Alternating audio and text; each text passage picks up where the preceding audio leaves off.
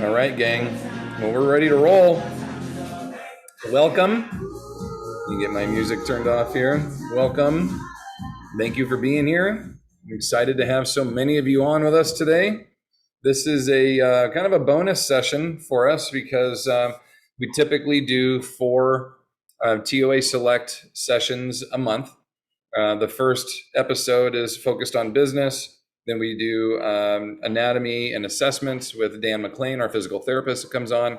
Then we do program design. And then we do kind of a smorgasbord. In the 4th episode, it's online training, facility management, and equipment reviews. So that's kind of our regular schedule we have every month. But we had a 5th month or 5th episode here in June.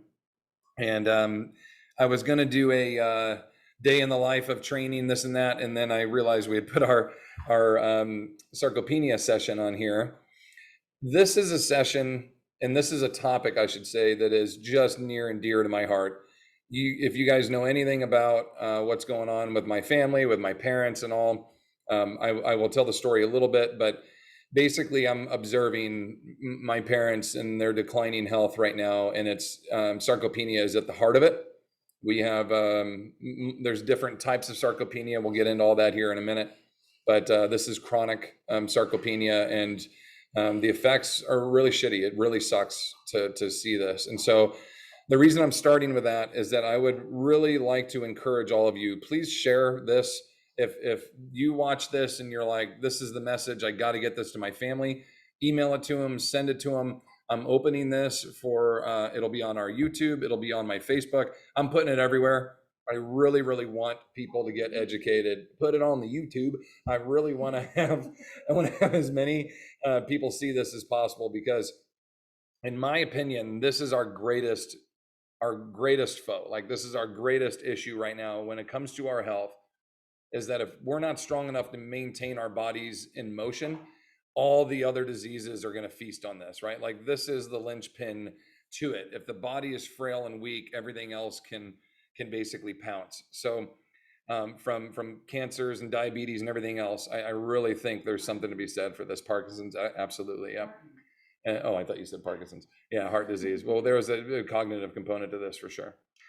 So yeah, as we get going through here, if you want to throw in the chat, please don't use the Q&A. For some reason, I can't access it and see it during my presentations. But if you want to throw in the chat where you're joining us from, I always love to see where everybody's at.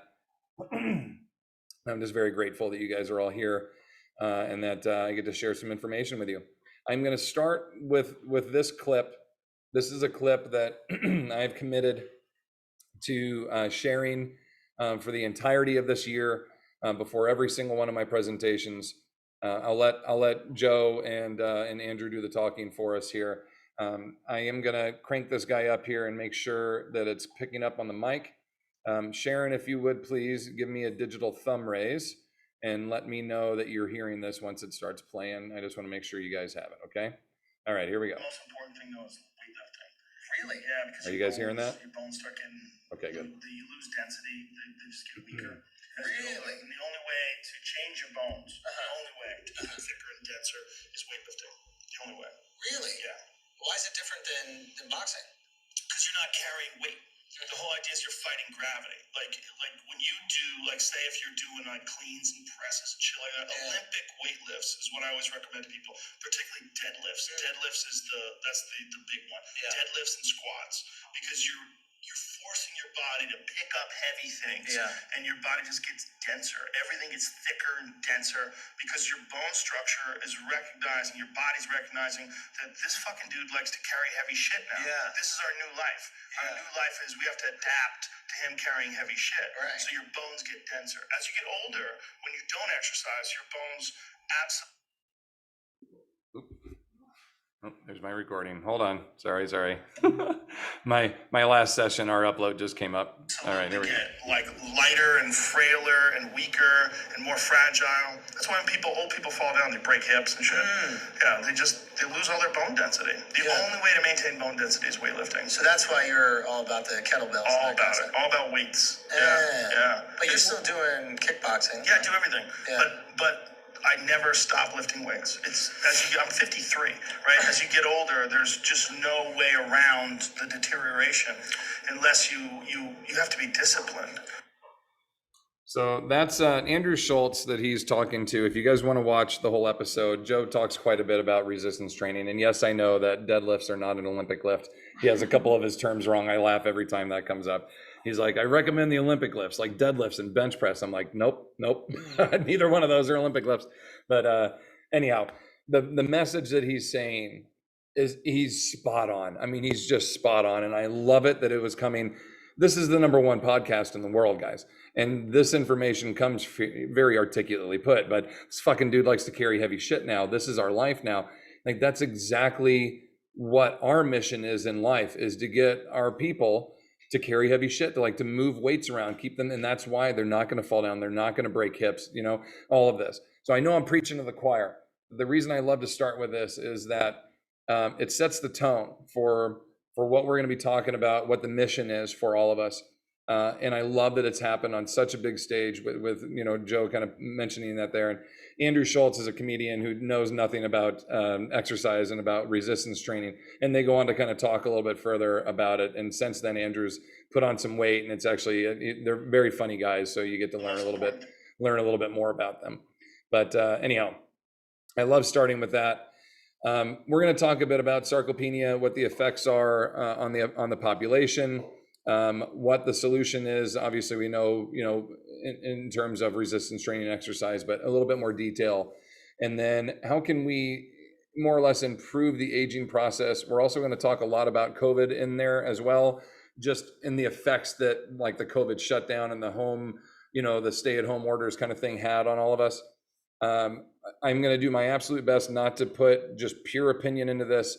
I've got articles to back up everything I'm going to tell you guys, and they're all posted here. So you feel free to look them up and to check them out as we go, because I don't want to say anything that doesn't have fact supporting it, or at least research supporting it to where we're at. Now, I put these in here. These are all posts that I'd made March of this year. I deemed as my sarcopenia education month. Every day for 31 days, I put up a post about sarcopenia, and it was focusing on any kind of statistical information, anything that would lend to either what the issue is, how to fix it, did you knows, all of this. And so I put up a new one every day. So I put a bunch of them in here that you guys can either, cut and paste or share. You can take directly from my page. You got to go back a ways, to March to find it. But it's good information. It's cited, works cited information. Any of the ones that I pulled stats from, I put the article and the website on there that you guys could use. And then just a little, like an endeavor that we put in was EOD 20. Every other day for 20 minutes is just this base starting point that if people could just commit into that a little bit, if they could just say like, hey, I just want to start like a real base. And this, I'm not one of those guys. I hate the saying, well, it's better than nothing. I can't stand that saying, because I would rather you say, oh, I walked on the treadmill for a half hour. It's better than nothing. I would have rather have you done walking intervals for 15 minutes, because you would have got more out of that than a stagnant LSD long, slow distance walk for 30, right? I would rather you work more efficiently than longer, or in terms of, it better than nothing. Well, I'd rather you cut that time in half and work a little harder, a little smarter. So in terms of the EOD 20, we're talking about people that do absolutely nothing. I would love it if just for 20 minutes every other day, they did like a selectorized machine circuit, right? Like just get moving, get lifting. This is not where you want to end up. This is just a foundation, like a start. And then after a couple of weeks, okay, let's get into free weights. We need functional movement, LTFD. Okay, we have another term in our industry. Look at that one here in the middle. We have a term called LTAD, long-term athletic development. And more or less, that is focused on ages like 5 to 25-ish, basically from youth sports to college or maybe pro sports into your 30s, but that's about it. But we don't really look at beyond. My buddy Rick Howard is going to be out here in October doing TOA Live with me. And he's a huge ambassador of LTAD, long-term athletic development. But what he deems in there is that athletic development doesn't end at 25 or 30. He trains athletes that are in their 80s and 90s. And I love that mindset. They may not compete anymore, but they're athletically minded, right? So I created a new term that was long-term functional development. Like, let's just make people functional for their whole life, for the whole freaking life, like from start to finish. We're gonna start with people taking care of us and teaching us how to work with the tools we have as kids. Then we're going to get very independent and basically be able to do it on our own. We're going to start to see this curve. Things are going to start to drop off. And then we're going to kind of go back to where we started, where people are going to be helping us work with what we have. And then eventually we're going to lose some of those skills and kind of be back at a point where we're going to need some other people to help us. Our goal is to help our clients stay independent, self-sufficient as long as possible, right? So I want that long-term functional development method, that mindset, where you can do more than the ADLs, more than just toileting and dressing and eating and transferring, that you can do proper pickups and you can get your sit to stands either to the toilet or the couch or out of a car. You can transfer, you can load a carry, you can reach overhead, you can climb, all of this stuff, okay? All of this stuff. Yes, everybody, you definitely will get the slides afterwards. We're gonna email everybody out. If you've registered, we'll put you on our email list. If you're new, we'll send the PDF out, the recording out, and then all the places that you can find it. So you guys will get to see all these, okay? I know the fonts are small, but I will get these guys. Definitely get them over to you. So these are big messages for us, that we want to put out there. This is probably the most glaring one, okay? This is a big did you know that you can start with a lot of your clients. 45% of the US population over the age of 50 has sarcopenia. That's a very big chunk. It's estimated that that's increased by 13% now. So we're looking at, what is that, 57, 58%. And that's because of the last 18 months, basically, with the shutdown and people staying at home and not participating in exercise anymore, that number has increased. And with the older ages, 70 up, 90 and up, it's been even greater. There's a lot of folks just stop moving, okay? And I'm going to show you a couple of research articles here that really support that. It's shocking how damaging this disease is, okay? Sarcopenia officially was coined in 1989, which I know isn't all that long ago. It had some very funny names prior to this, but that's when they coined it. It's a Greek term for the poverty of the flesh, basically the weakening of the flesh. You have primary sarcopenia, which it exists when age is like the only factor. You have no other medical issues. You're just getting older, but you're not using your musculature anymore. You have a primary source or primary disease of sarcopenia. A secondary is that you've had a muscular decline or an injury or something else that has been developed based on a disease or an injury that you occurred. So you fell and broke your hip, and now because you're not able to rehab, you're not able to get up and move about, and you're depressed and you're living alone and you're 75 years old, that your desire and your will to get up and rehab and get strong and all this is not there. And so basically you slip into a secondary form of sarcopenia. It's not just because you didn't use it. You've had this injury that's forced you to not use it. And now we have a cognitive issue, a physical issue, and other health issues that can start to kind of jump in, okay? So two variations or two forms of this. You have an acute sarcopenia that is a case and a condition that's more or less within 6 months. So with the 75-year-old that fell and broke his hip, if he can find the motivation and have the right team around him and he can start to rehabilitate and strive and work hard and build some muscle, he could basically be a secondary form of sarcopenia in an acute fashion. Within 6 months, he can build himself back up and he can get out of this. If it's a chronic case, this is 6 months or more, years and years and years. And unfortunately, this one's much harder to build out of, especially as the threshold for our life here, as that threshold and the disability threshold, which I'll show you again in a second, that the lack of strength training and physical activity on a daily basis makes that threshold drop off even quicker, which makes the recovery from that threshold that much harder. So if it's been over 6 months, our ability to get back and like build strength and try to build this person back maybe was never even there in the first place. We're probably not going to get there, unfortunately. And I know that sounds kind of defeating. You're like, what's the purpose? Anything you're going to do in the form of fitness and resistance training will assist, but to get them back to where they should be, or what level they should be for their age and their, their sex and such, that's going to be a very challenging pursuit. Okay. Very, very challenging pursuit. What exactly are we talking about when we talk about sarcopenia? Basically, it's the weakening of muscle that naturally occurs as we age. How natural and how aggressive is going to be up to us, right? Up to us as individuals. How dynamic are we going to be in our training? Basically, we're going to lose functional strength, daily movement type strength. And at some point, that loss of strength is going to result in us not being able to perform those actions anymore. And that's when you truly have sarcopenia. You don't just have atrophy, which we'll define here in a second. Atrophy is basically you're not using musculature for a period of time, a short period of time, and you're just maybe not as strong. True sarcopenia means you've atrophied, but you've atrophied so far that your musculature can't perform what it did before. You can no longer raise your arms over your head, but you could before. You have sarcopenia. That's not just an acute format of atrophy, okay? Now, when this happens, you are so much more likely, and each one of these had a percentage with it in the article that I found. It was just a little bit too much stuff for me to put on, but the percent, there was all over 15%, all of them. You're at least 15% more likely to get osteoporosis, arthritis, osteoarthritis, the forward head position, the thoracic lordosis, the curvature, the hunchback kind of positions, and to become a very high fall risk. Those with sarcopenia and fall risk, I want to say it was upwards of like 70%.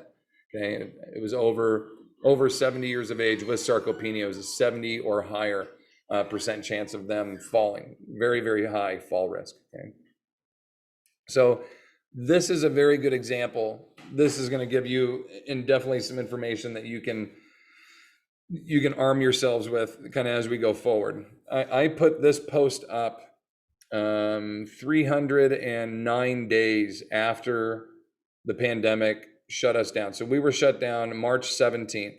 So this was like January of 2021, this year, that I put this post up. And it said in here, this is one of the more popular posts that I put up. What this was is a research article that was done on, or a research project that was done on a retirement home of people that were 59 years of age and older. And they have, this whole article breaks down by age, and it was much more aggressive for the older ages. But basically, the individuals in this home, in this community, they were averaging, which is a super cool thing. There's like their strength coach and their PT teams would track with Fitbits how many steps they were getting on day, how many miles they were putting in, how active they were, what their resting heart rates were, all this. So cool. I wish I could get my parents into a place that would do something like that. I think that would be like a spearhead. Like everybody has, those Aura rings, around I know those are like $1,000 units, or at least a smart technology on where they could have daily stats on them. I think that would be awesome. Okay. But they had at least pedometers on them, if not Fitbits, that showed on average, each person was getting on average 6,000 steps a day. Then the shutdown comes and they have a 14-day stay at home, like literally stay in your room. They weren't allowed to leave their rooms. The place would bring them food. Okay, they had to stay in their rooms. And their average went down to 1,500 steps per day. That was a 75% decrease. And during that 14 days, they lost on average 4% of fat-free body mass. That's muscle, everybody, 4%. They had an 8% reduction in muscular strength. So when they tested everybody back in the weight room 14 days later, the average person had an 8% loss on their strength output.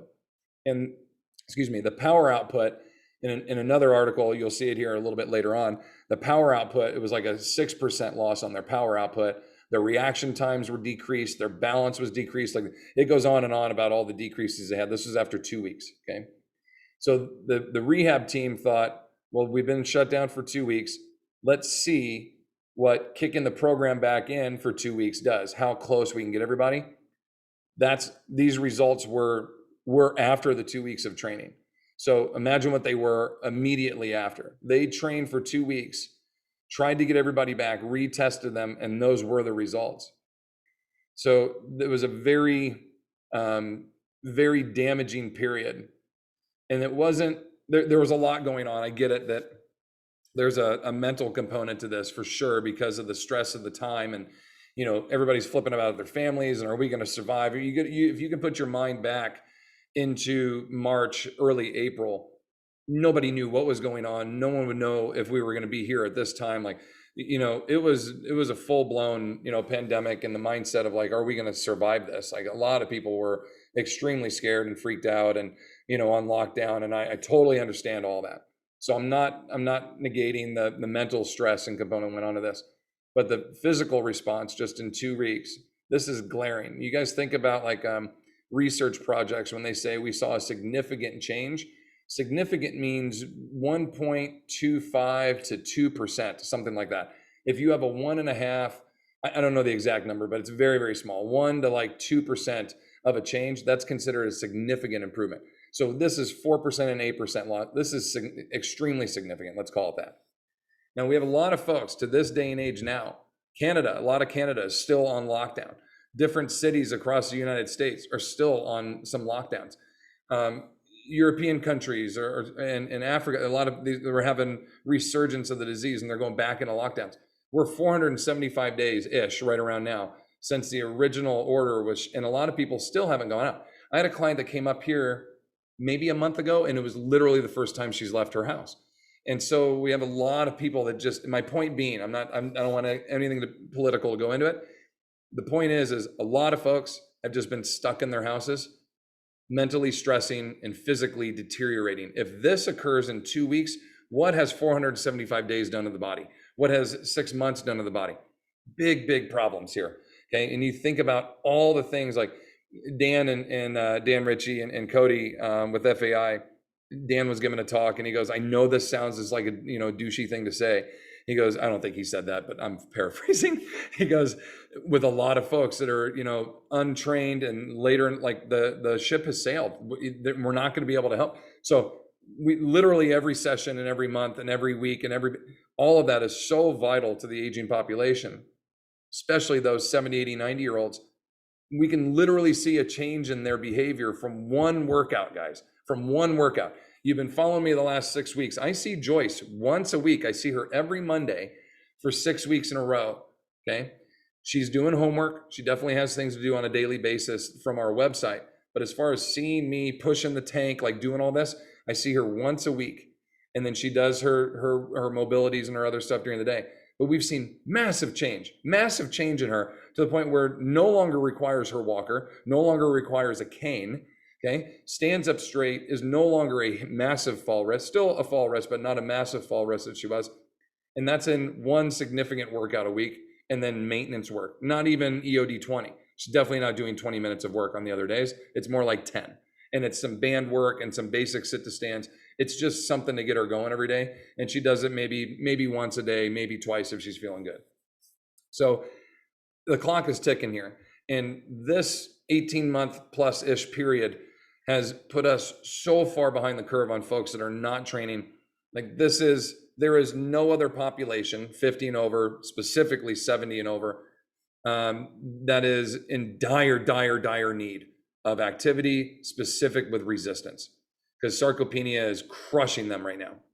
And these articles are just backing it up.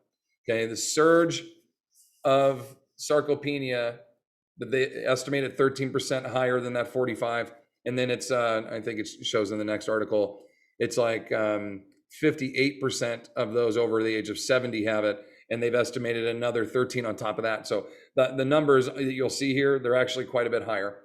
But we're seeing this in knowing that our individuals are losing their muscle mass. And I'm jumping ahead. I'm just going to keep rolling because you're going to see like the osteoporosis in this component, arthritis in this component, a cognitive decline in this component. Like I was saying, the sarcopenia aspect of this is the linchpin. Like this is the first tier of the waterfall to where everything else is going to continue to fall down. And the clock is ticking here on people that we've got to get aggressive and get people going and moving again. And again, I know I'm preaching to the choir with you guys as far as trainers go. It's everybody else around us in our circle. That's really what this message is for. And that's why I want to urge all of you to share it. Send it to your mom, send it to your dad, like send it to those people that are in your circle that you love and that you value. And you're like, hey, when I mention it, it kind of just goes, it bounces off, and they're like, yeah, my son's a trainer, my daughter's a trainer, yeah. But then they go to their doctor, right? And the doctor's like, hey, you know, you should try resistance training. And the dad comes home and is like, I think I'm going to go to the gym. And you're like, what the fuck? I've been saying this for years, and now your douchebag doctor says it, and now you're going to, sorry, not all doctors are douchebags, my bad. But now because somebody else said it, now you're gonna jump on this. Let me be that douchebag guy that delivers the message. See the severity of this and get off your ass. Like you gotta get moving, man. That's why movement is life is our motto. And I'm wearing my full Streka shirt. That's Icelandic for full strength. And that's, if you guys don't know the story behind that, it's super, super cool from back in the days when they would train with, and they had needed guys to come onto the boats to help them fish. And you were either full Streka or half Streka, which is your full strength, super, super strong, or you're like half strong. And so they're like, we want all the really strong guys, and then we'll take some of the other like half strong guys to come on. Like the message of life is be strong, and whatever else you want to pursue, you'll be good at pursuing that and achieving that. Golf, skiing, hiking, tennis, grandkid picking up, whatever it is, strength has to be the foundation of this. And then we can go beyond. And there's so many different formats of strength training that you can find fun in or joy in, from bands and kettlebells and Olympic and powerlifting. And, you know, there's more, all of this. It just needs to be more than your body weight, and it needs to be done at some decent tempos. Again, I'm jumping ahead of myself, but we got to get that message across. Okay. So let me be that message to send and get this to people that need to hear it. Okay. COVID-19, major cause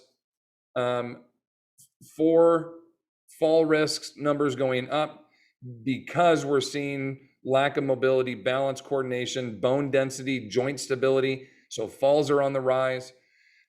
Cognitive decline is definitely a big one, all the way down to the points of suicide. Numbers are up there as well. Okay, and in these, here's your letter to the editor over here. I left the site up here so you guys could see like what a big issue they are seeing here in this like 12. They kind of used 12 months at the time this was written. I think in March of earlier this year. So 12 to 18 months.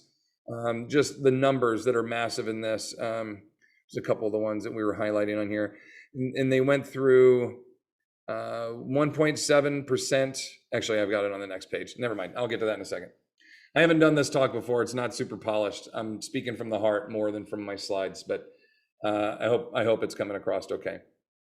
All right, we'll get to more stats there in just a second. The surge here, these are two very cool little images here that I found. They're talking about ways to countermeasure sarcopenia and basically how it's going about. The one on the right is describing sarcopenia in a little bit more of a layman's terms. That you're at home, you're inactive, you're not going out, you're not eating well, you're snacking a lot. Because of the lack of mobility, your muscle will shrink, your ability to coordinate and stay upright and be active and stay lean will decline. You will start to get rounder, more obese, less stable, more injury rates, poorer quality of life, etc. To countermeasure that, I love the little resistance training guy with the bands. I'm like so happy that it's bands and it's not like pink dumbbells, or it's not, you know, a little balloon or some of the other things that we see in terms of elderly and how they should train. The household chores are big. I'm going to show you guys gardening stuff that we do with a lot of our clients. Our Garden Strong program is our most popular and most attended sessions that we do every single year. Our gardening program is huge. We could probably do just gardening program year round here and have a successful business model with that. The quality of diet, supplements, some of these are a little excessive in my opinion, from the proteins and the creatines and that kind of thing. But I wanted to show you this is direct from this is the CDC and a couple of the other ones that were putting this out. Okay, and then here's that threshold we were talking about, the disability threshold. This green, I guess that's blue. This blue line is kind of the representative of a poor declining, an untrained individual in their decline and the rapid drop off from adult life to older adult. And the green line is those that are staying active, that are getting step counts, that are regularly participating in resistance training. Like our goal is to create as big a gap in there and to manage the decline and try to, if not have little level peaks, but really taper that decline to where we have some super, super functional, very upright, very well postured, very well balanced and stable individuals in their 80s and 90s. I met a gentleman that played for the Golden State Warriors like in the 60s. So he's like 80 something now. And he was 6'10" when he was playing, and he's 6'10" now. Like, we literally measured him. And I said, how have you stayed this tall? And most people, when they're 80, they've shrunk a little bit. My dad was 6 foot and he's like 5'7" now, and he's not 80 yet. Okay. And he goes, well, I eat really well, I eat really clean, and I resistance train daily. And I'm like, this is, I know it's one individual, but that's exactly what I'm talking about. Is if you can continue to stress your bones in a good way, they won't shrink, they won't break down, they won't deteriorate down. And we can maintain postures. Not every old person needs to shrink and get small and have the forward head and have that little hunch on the back.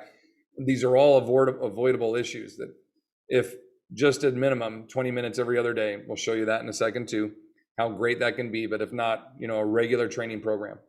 Now we see this natural curve that kind of comes in, and then the training curve that can help it. What happens when you throw a crisis in the middle of it? We got that. And now look at this line, right? And here's your natural decline on the dotted line. And here's our crisis. Look at all the crisis drops, right? And this is estimated from, I didn't read through the whole article of what they were considering, like the catabolic crisis, but in terms of not having the ability to stay active and to eat well and et cetera, you see these just massive drops and these huge failures and a rapid decline in increase in hospitalizations and major falls and injuries. We have so many things that stress and can damage the body. It's startling. Anyway, the joint issues are a big issue. The muscular loss is a big issue. Obesities and such. Just further information, more stuff I want to share with you here. With this separate study, they found into here a 25 to 45% of older adults in the US that are experiencing sarcopenia. And then the jump on top of that one. This is one that I took from another presentation I give on the joint degeneration and how many joint replacements and joint surgeries and such that are going on. This was go back to 2018. Now we've had 3 years of stats in there. A lot of the stat collections are done on a 2 or 3 year basis. So I'm super curious to see what the 2021s will look like when they come out. And then this guy is great here. This is really giving you an idea and kind of this breakdown of what it is if we're in atrophy phase or if we're full blown into sarcopenia. So this is a really good one that we can take into where somebody is currently. Early onset of atrophy is observed in someone in as minimal as 2 days. Now you could do like a single workout, okay? A single workout, and after 24 hours, your pump, quote unquote, is starting to decline. Your pump is when your muscle fibers have stressed and blood has been pumped into there and they kind of swell. They're a measurable swelling difference. After 24 hours, most of that is gone, if not all of it is gone. And if we wait another day, technically that muscle fiber is starting to reduce in size, but you're not losing fibers yet. You're not losing ability to perform. You're not losing anything other than the health benefit of doing this on a regular basis. And we're starting to trend. We're moving in a negative direction. In those that are untrained, they did see in like a training session and there was a actual decline. 1.7% in muscle loss can be observed in untrained individuals, okay? And we're talking completely immobilizations for them. So if you were injured in a car accident or something like that and you're just stuck in a bed, that's what we're talking about there. It's not nearly as severe if it's just 2 days you've gone without exercising. You're still walking around, you're still doing stuff, we're okay. After 7 days, there's a significant loss. 5.5% of muscle mass can be observed of loss after 7 days. And again, being immobile, you're in atrophy phase now. So muscle fibers are literally starting to shrink. And as they start to shrink, you don't, after like when you tear muscle fiber in a good way, you resistance train and your fibers tear a little bit and they grow back stronger. When you do that, okay, those fibers are established, and you don't lose those fibers. There's just like a vibrance in how thick they are, the binding sites. They can shrink and get smaller, but you don't actually lose them. In atrophied phase, those fibers are reducing and shrinking and getting smaller, okay? And we're gonna get to a point now, 10 days, where you're into early onset of sarcopenia, where now the fibers are no longer capable or able to push or pull a resistance that they could before. But we could rescue this. Like, you can get back in a pretty quick amount of time if we could get into some good resistance training. But after 10 days, we're still not, okay, now 14 days in, now we're seeing, here's your 6% I talked about earlier, your 8%, if not more, decrease in strength production, your 5.5%, if not more, of muscle mass. That 14-day period, as we saw in that other one with the folks in the retirement community, that's really a big threshold for us, where you are full-blown sarcopenic. And in this case, it's acute because it's been a short period. We've got about 6 months before it's going to be chronic, long-term sarcopenia that's really going to damage people, right? So this is a big piece for us. All right, we start to look at sarcopenia and in the decline. You have physical decline, and we're going to have cognitive decline. In the physical declines, we're going to see things like our ability to transition a gait, to walk, and our ability to walk quickly. We're going to see the reduction or in our ability to reach overhead. A lot of frozen shoulders come about in sarcopenia. A lot of times it's just, there's not a huge requirement on a daily basis for us to reach overhead. So it's not something that's going to occur often. Our ability to sit to stand, if not to a bench or a chair at parallel, it's below parallel. When your hips are lower than your knee, that's when you're really going to see people starting to get stuck and starting to get locked in. In and out of cars, very, very difficult because you're angled, you're not aligned and quick, in a good proper position to get up and down from a good, sound position. Bucket seats, anything else like that. And some of the cars are extremely low, so you're going to have some issues there. Lifting grandchildren or children, we've had multiple clients that I work with that have hurt themselves in picking up their kids or their grandkids. But it's one of the training pieces that they come to me and they're like, I want to be able to do this still. That's training purpose number 1 or number 2 on a lot of our clients. So we know this is an important piece. Something as simple as opening windows and jars, right? Just being able to articulate about the hands, having the strength to do this. And these, can be tricky ones. And if we have arthritis in the hands and the wrist and the elbow and the shoulder, or is it a strength issue that we're not physically able and capable of doing? Up and down from the floor, up and down from stairs. The up and down from the floor is really a big concern because of a fall. If an individual falls and they're okay, can we get up and down? That's a big piece of our training, and something that you want to address on a regular basis, if you can. Up and down from stairs, your average stair that you're going to experience out in the world is going to be 8 to 10 inches. There are some parking garages and like stadiums that have 12-inch steps, but they're pretty few and far between. So if you can good overtrain, quote unquote, clients to step onto 12-inch boxes, you're going to be doing them great success in the future. It's going to be a really, really good thing for them to do. To carry groceries from the car to the kitchen, that kind of thing.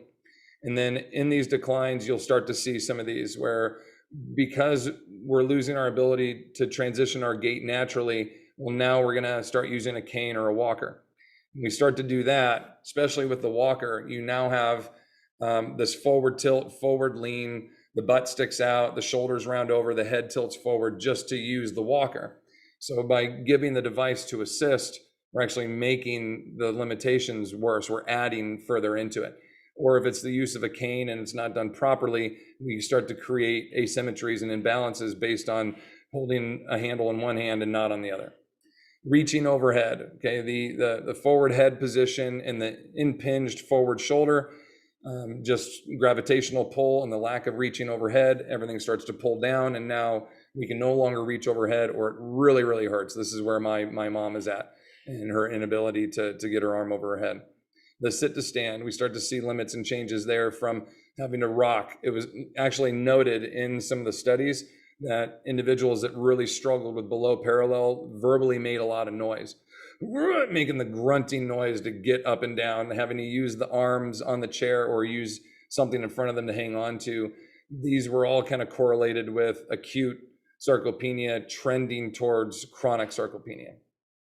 Getting in and out of the car, literally getting stuck and needing help, or refusing to get into lower cars because they know they can't get in and out of them. Just the inability to do it or to try lifting the kids, unable to perform opening the windows or jars, or it hurts when they're trying. And then up and down from the floor, again, fear is now becoming an issue in terms that I'm afraid if I do get to the ground, I'm not going to be able to get up, or if I fall, I'm not going to be able to get up. And so now we take really, really small steps.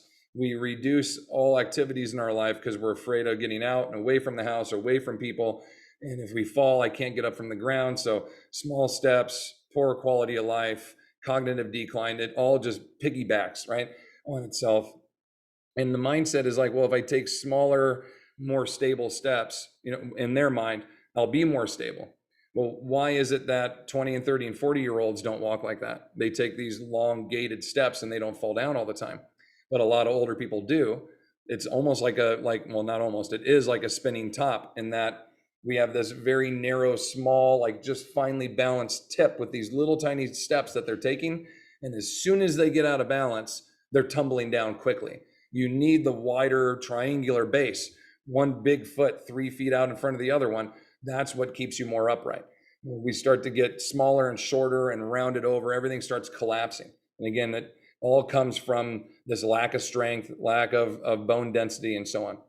Carrying the groceries from the car to the kitchen, can't do it. So a lot of times we're now, especially this day of age, getting things delivered and brought in. There's one less opportunity for them to be active and to maintain independence.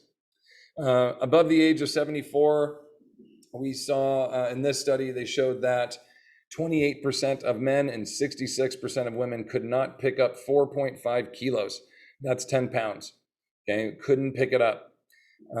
Between the ages of 50 and 70, there was a 24 to 36% loss in dynamic muscular strength. That means the ability to move semi-quick, some power production or explosiveness in terms of I've got to grab or reach or throw or do something quickly. Basically a 25 to 35% loss there. In all the studies that they did, women were weaker than men at all ages, and that women were 2 to 3 times more likely for hip fractures. That was one that really stuck out to everyone in these research studies here. This one was, where did I do the works cited on this one? I have this one cited in here, I think, later on. But this was part of the 2019, the older adults, like this, the 2 days a week of exercise versus 3. And so I think I refer to that here in a second later on. All right, cognitive decline. How are we doing on time? I got 15 minutes. Cognitive decline.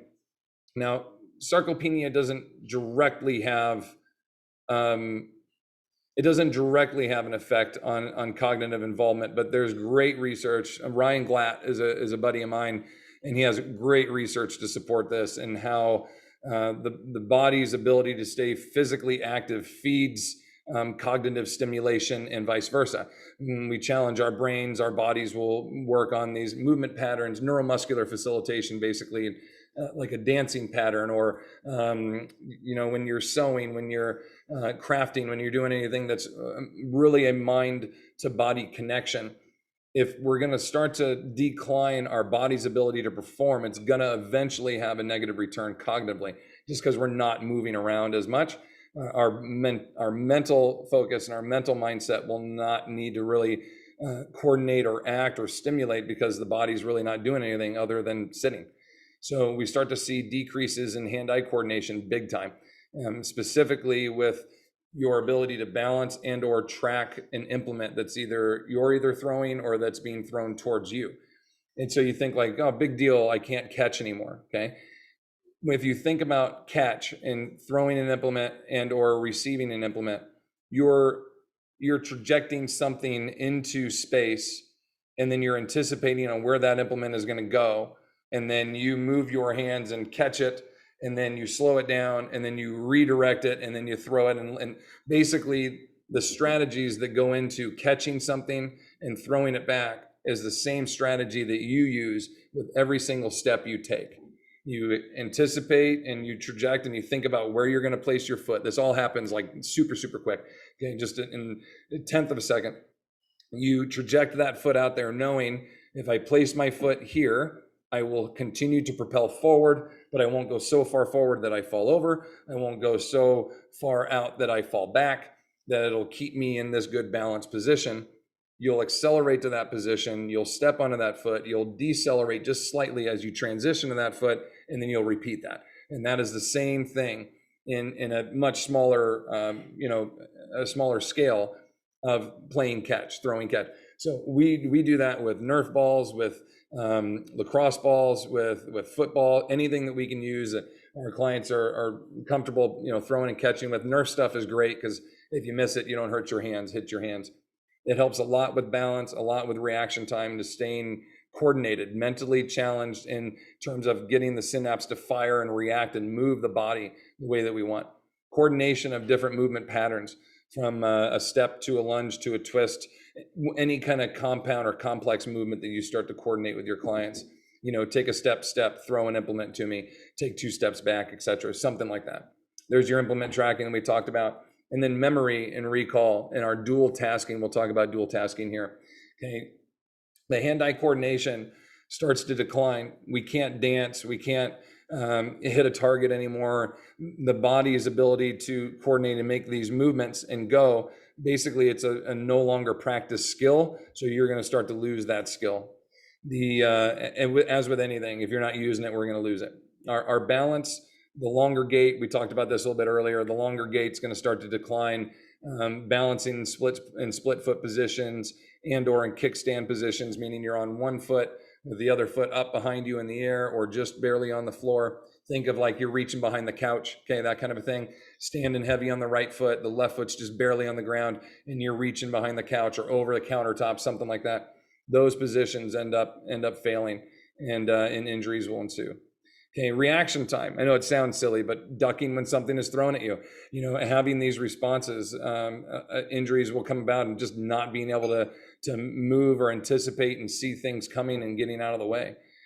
This is, oh man, where did I see that one? There was one on like bicyclists in big cities where there's lots of traffic, there's lots of bikes, there's lots and people responding, like getting out of the way, moving in and out. I can't remember what it was, but something along those lines of like the older populations were really becoming more involved in a lot of those situations as they came about. Forget where I saw that. My wife is attacked constantly by all these animals when she's out at the park, from geese and raccoons and everything else that comes. She's always she's joking about responding to the animals about. Coordination here in the single leg RDL, or the single leg step up, basically ascending and descending steps. Okay, very challenging positions for us here. As we talked about with catching, just losing the ability to do that is really going to help, is really going to hurt us in our ability to maintain in place. Is it my dad? Yeah, he just called me too. Can you check it? Thanks, babe. You tell him I'm on a call. Sorry, guys, this is my dad calling. All right, and then memory and recall, short-term and long-term recall, specifically in the moment. I know technically all recall in the moment is supposed to be a short-term recall, if I'm remembering that right, because you're immediately trying to respond to something that stimulated your brain. And you're like, oh yeah, like when whatever it was, but of recalling something that happened a long time ago. In both of these, and Ryan can definitely speak. I'm speaking out of school on this. Ryan can speak to it a lot better than I can. Our ability to like recall and recollect things quickly is definitely starting to have a physical decline or a cognitive decline in this. It correlates really well with physical declines. Dual tasking, throwing and catching while counting backwards from 60 by threes. So a lot of people are like, I don't know if I could do that now, and I'm 30. When you think about it, we start playing catch with a Nerf ball, and you just go 60, 57, 54, 51. You go into like an autopilot where you're thinking about the numbers, but the catch no longer becomes like the biggest priority, that's just kind of autonomically going on. That's what dual tasking is, okay? And we'll do that often with clients. Well, I'll be like, okay, we have 30 lunges or 10 lunges to do. Let's count starting at 30 backwards by 3. So they go 30, 27, 20, and so they continue to work, back from that. You'll see a slow in the physical action of the lunges, because the cognitive search for the number, not in the disability of performing the movement quickly. So if I just said go, they would do one every 2 seconds. But as soon as I have to recall and go, oh, 30, 27, 24, all of a sudden it's one every 3 or every 4 seconds, right? I've had clients in here, just a client like last week, who got stuck. She got stuck on a number and just her whole body stopped for 4 or 5 seconds. Like it control deleted, like it just shut her down for a second, and she had to like reset everything. She didn't move, she didn't speak, she just froze for 4 or 5 seconds. And I went, wow, I didn't say this to her, but I personally hadn't experienced that before. She was searching for a number and just everything froze. And so these are skills, along with our physical improvement that we can make. There's a cognitive improvement that can be, just as important, if not brought into this, okay? All right, coming down to the wire here. Let's talk about answers. What to do, okay? Going up and down stairs without your legs burning and or becoming short of breath. That means and most people, they get something, you'll elevate your heart rate, I get it, but we're talking about like gasping, right? If you can do these things, you're in kind of a like okay area. It doesn't mean you don't need to add resistance training or whatnot. It's just a little piece of it. Walking around the block or at pace without losing balance, having to slow down, stop to breathe, that kind of a thing. Bike riding, if you're still out riding throughout the neighborhood, not falling, not running out of breath. If your answer are no to all these, you still need resistance training, okay? And if the answer is no, you definitely need resistance training. If the answer is yes, you still need resistance training. It just means that you're much further ahead than a lot of the others. These were direct from the I should have thrown it on here. There's a Arthritis and Sarcopenia Association. I forget their acronym for their names, but this came right from here's their little thing down here with ISSA on the right. This little guy down here, the exercise program, it came from their site.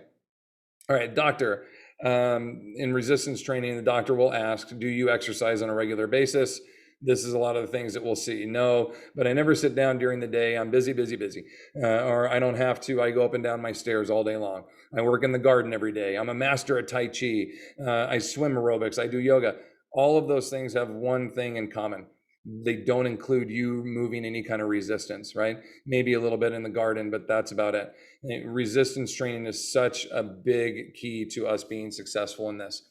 Complex and or compound movements. That means you're using multiple joints, okay? Wrist, elbow, shoulder, multiple joints, knee, ankle, hip, multiple joints, etc.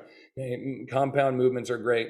And movements that are reflecting life actions, especially for our older pops, the sit to stand, any kind of row horizontally or pull vertically. Again, all these keeping in mind that you're physically able and it's not hurting you to do this. You're capable and able, and there are plenty of ways to modify a lift to still allow you to do a pull from overhead, even if you do have a frozen shoulder. I don't have time to get into that now, but there's progressions and correctives and regressions on some lifts that will assist you in getting there, okay? Proper pickups, not just bending over and picking things up. From the smallest a piece of paper, a pencil, a lint trap sheet from the dryer to a toolbox or a 50-pound sack of gardening soil, whatever it is, there's a proper way to pick things up and a proper way to put them down, and a proper progression of being able to press and or reach to the overheads. How you will step up and step down on things. We focus a lot on stepping up, but we don't think a lot about how to step down properly.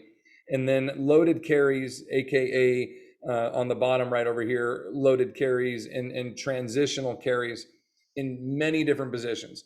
Think about carrying the groceries. You don't ask the checker and the bagger, can you put exactly 18 pounds in each one of these for me, please?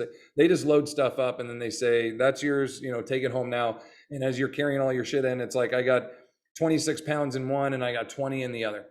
And in the act of doing that, your mind isn't going, oh, you need to compensate and counter lean a little bit left. Your rigidity and your core strength will maintain and hold that balance as best it can while you do this. That's what I mean by a loaded or a varied loaded carry. You might do a Zercher carry where you're holding the weight at your chest, like you're carrying a dog you just got out of the bath, right? You're carrying you're Zerchering your dog. You're slinging a sack onto the shoulder, or a suitcase carry where you have weight in one side but not on the other. Okay, those are all varied loaded carries. Additional lifts or actions. I can't touch enough on how important and how valuable the prowler, the sled, the tank, whatever you want to call it, how valuable using some kind of sled that you can push and lean into, especially for clients with hip issues, knee, back, gait, fall prevention, any of those clients that have been, it's basically a loaded walker that you can move athletically. It's a great, great, great piece of equipment. We use the Tank M1 from Torque. I freaking love it. It's seriously the best piece of equipment I've bought in the last 5 years and has had such a huge impact. I'm not plugging them. I don't get any financial return from it. I'm just telling you guys, having something that clients can feel stable on and work through hip extension, there's really no other way to do it in the gym. Even if you're on a machine that provides hip extension, it's not done upright. You're in the 6-point position, or you're kneeling, or I want to be in an upright position. I could basically take clients to a hill and have them sprint, or I'm not going to do that, or I can have them hop on the tank and push this guy. So it's been the missing piece for us in a long time, and now we've found it. Joyce has definitely been an example of someone who has massively benefited from that. Pulling, pushing tanks and sleds, drags, all that, very, very vital. Slams and throws and chops. I'll tell you guys, these are big pieces in producing power with older pops, where we're not going to have them bound or jump or skip or do depth jumps or box jumps, or do toe tucks or knees to chest. But how can we move something really quickly and then transition that momentum or that energy somewhere? You throw stuff. And it's a great way. Like, think if you were going to snatch a dumbbell or a kettlebell, in the act of doing that, if you got to let go at the top, like how much more dynamic and explosive that would be, right? So even a barbell snatch or single arms, I love to do single arms. We use fat bells and we'll snatch from the hang position.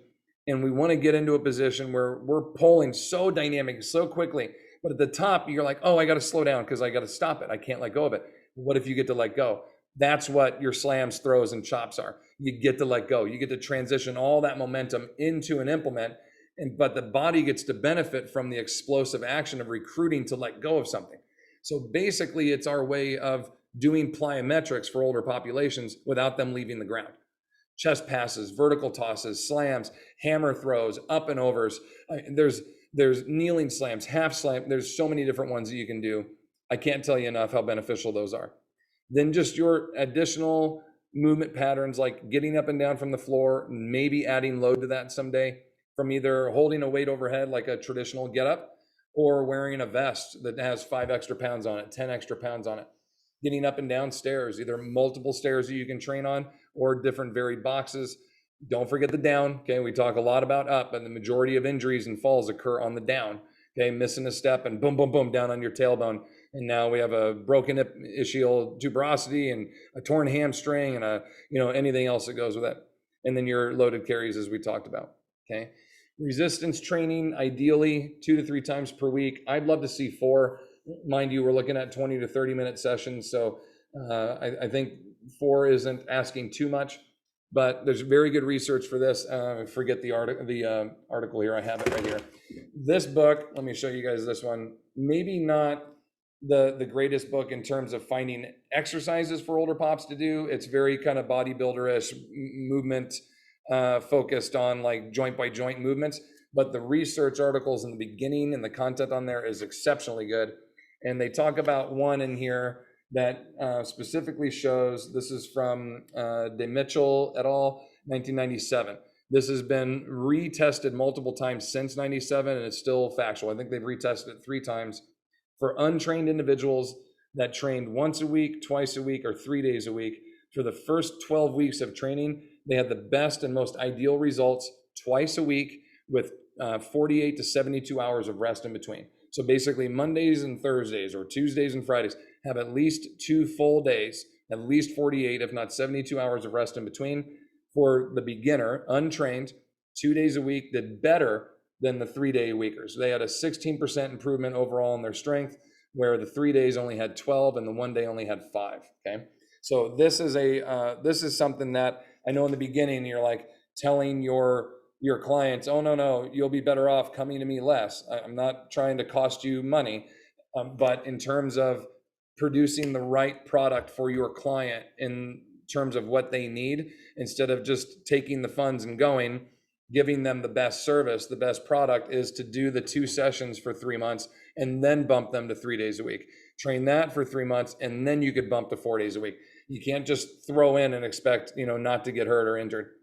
Now, load is a whole different discussion. I know I'm running over. You guys can hang with me for just a little bit. I'd appreciate it. I'm almost done. The load is a little bit of a challenge in terms of what exactly is a 1 RM or 1 rep max. Are we ever going to find that with people? I don't think so. I think it's really dangerous and risky to even try with a lot of older pops, especially if they're untrained. Don't try at all. You're going to cause damage, tears, or breaks.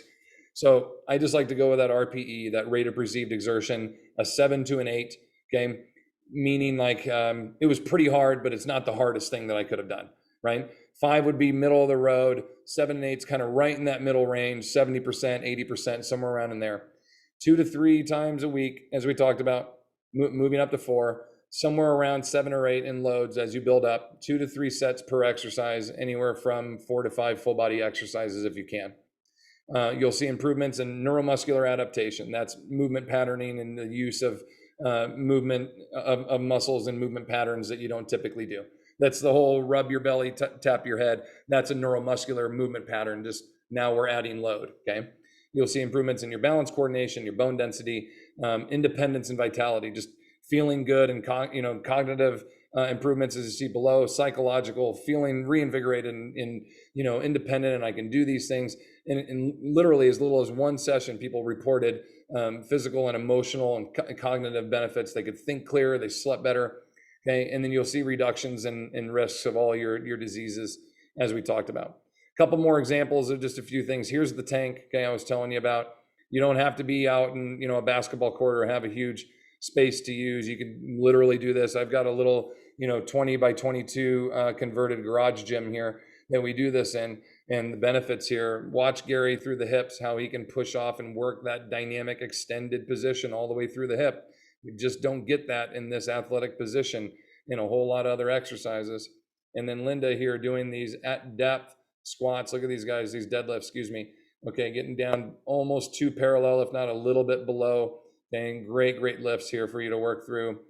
Slams, here's your dynamic explosive slams. They're fun too. I mean, you watch Kayleen here as she's doing this. She screws up, right? And she's laughing and she's having fun, but she's never had the opportunity to just slam and smash something before. She's having a great time. Okay, different pivot point presses, pulls from overhead. Just get load, get creative, get comfortable. Make sure your clients and your people that are lifting are enjoying it. And it transfers out into your actions here out in the yard, working out, wheelbarrowing, moving things about.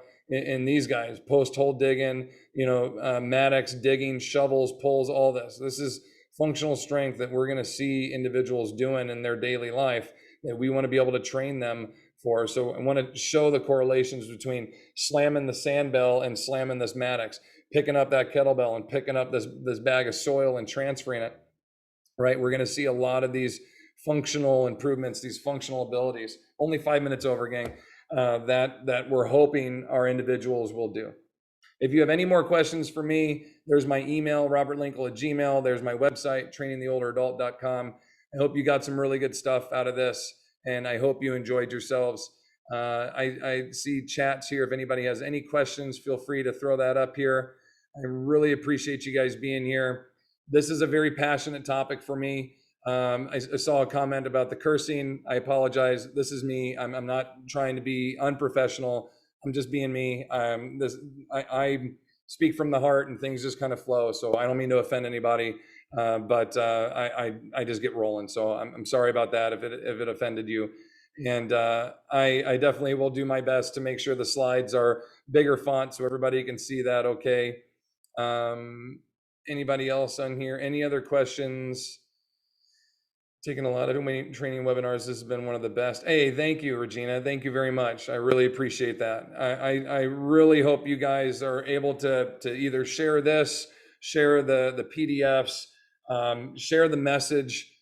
I'm watching family members of mine die from this right now, and it's hard, guys. Like it's something that I don't want anyone else to experience. And if your, as we talked about, if your message is maybe not being heard from that family member, maybe listening to this for an hour will help, kick it into overdrive and get it there. So again, I hope you feel free to share this and get it out to whoever you want to. I really appreciate your time. I never take that take that for granted. I know as I continue to run over on my time, but I know you guys have a lot of things that you could watch or view and be a part of. So thank you for sharing your time with me. And again, any questions, feel free to fire it in the chat there, and I'll be happy to answer. Thank you, everybody. You got to get going. I get it. Thank you so much. Take care of yourselves. Get out there and lift. EOD 20 every other day, 20 minutes, a bare minimum, and work your way from there. I love you guys. I really appreciate it, and have a great day. Thank you for being here. All right, this has been extraordinary as usual. Thank you, Phyllis. I really appreciate it, you guys. Thank you so much. Thank you, Nan, April.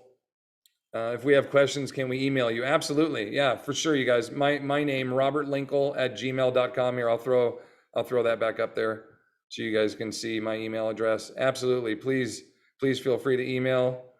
And again, we'll get the PDFs out to you guys too. You could always respond to the email too if you want on there. That was a great presentation. Thank you. Keep being you. Thank you very much. Thank you, guys. If you have any questions, absolutely. Yep, email away.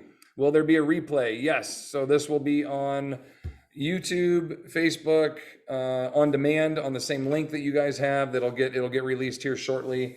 Where else are we going to have it? It'll be in TOA Select. If you guys are members online with us, it'll be all over. You'll definitely be able to see it. We'll be mailing it out to make sure to Yeah. join the mailing list. Yeah, if you're not on our mailing list, hop on there. You'll get it on there. And when you join the mailing list, make sure to confirm it. It's a double step. Okay, double click, double confirm your email address on that when you do the newsletter. Is that what you said? Yeah, okay, step. Double step. There you go. Thank you. Awesome. April, thank you. Sheila, you're awesome. Sheila, thank you so much. Elizabeth, thank you. Elizabeth, are you in? Are you in Europe, England? Am I thinking, is this the right Elizabeth? Elizabeth K? I feel like you are. You're Great Britain, something like that. Again, yes, you're in England. Awesome. So what time is it there? You're like, I don't know, 8 hours ahead of us. You guys are awesome, man. This is so cool. I got Raul. It's just after 8. Raul, it's 1 a.m, and he's still on here. You guys, man, you make me so happy. Thank you for being on here and altering your life and your day. You should be asleep, buddy. So that's awesome. I've been in the fitness industry since 1980, before it was popular. Thank you again, Regina. Very sweet. Thank you so much. You guys, great comments. I really appreciate it. Thank you, everybody. Love you guys. Have a great day. Thank you for being here. Bye-bye.